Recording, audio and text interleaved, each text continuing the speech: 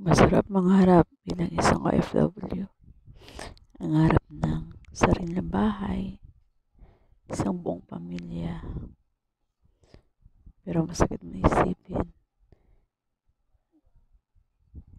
sa isang iglap mawawala ito lahat. Dahil sa manloloko ng pamilya ko. Pamilya ko na akala ko karami ko sa lahat. Kakampi ko sa kung anong bagay na darating sa buhay ko, pero hindi. Hindi lahat ng pamilya karami mo. Kaya bumuo kami ng pangalawang bahay. Dito naman kami nag-umpisa. Bumuo ng pangarap. Bumuo ng isang pamilya. Pero kahit anong hirap na pinagdaanan namin mag-asawa, sinikap namin na makabangon ulit.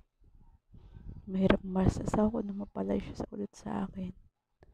Magkalayo kami ulit, pero sinikap niya para maibalik ang lahat na nawala sa amin. Dito namin umpisahan ang pangarap namin dati. Sinikap niya bilang isang OFW na buo ulit yung pangarap ng bahay. Ito, pero sakit ng isipin.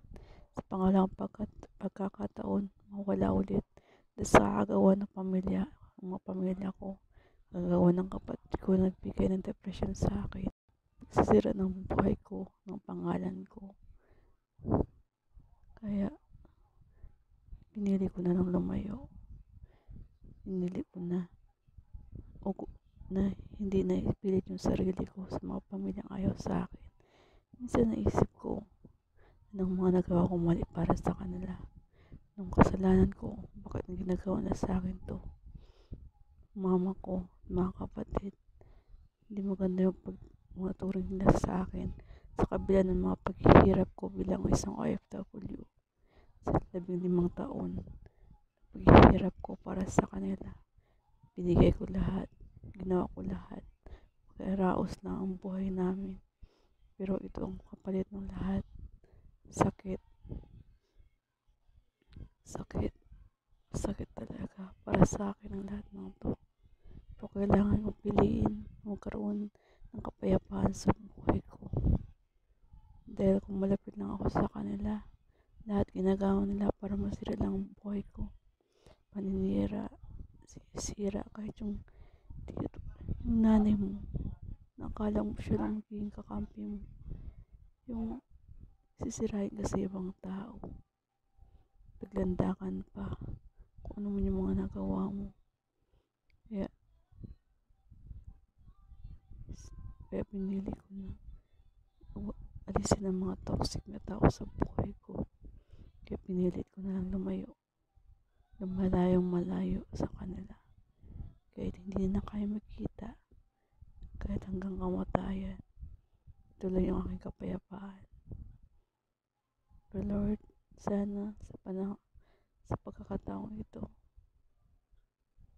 sana tulungan mo kami mag-asawa na makabangon ulit. Ikaw lang yung sandigan namin. Ikaw lang pinangawakan namin.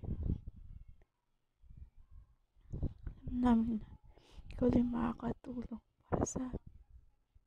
Salamat, Lord. Diyan ka pa rin hanggang dulo. Salamat kasi hindi mo kami pinababayaan. Salamat kasi pinapatatag mo kami mag-asawa. Salamat kasi pinapakita mo yung pangyarihan mo sa amin. Kasi sa asawa ko, salamat din. Hindi mo ko sinukuan. Salamat din mo ko iniwan. Kaya lahat ng tao, tinakulan ako. Pero ikaw pa rin yung hindi mo ko pinapayaan. At sa mga taong nandyan, para sa akin, na nakakaintindi, na nandang tumulong kahit sa anong paraan.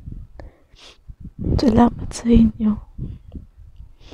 Alam ko, kayo yung binigay ni God para sa akin na maging karamay ko habang buhay.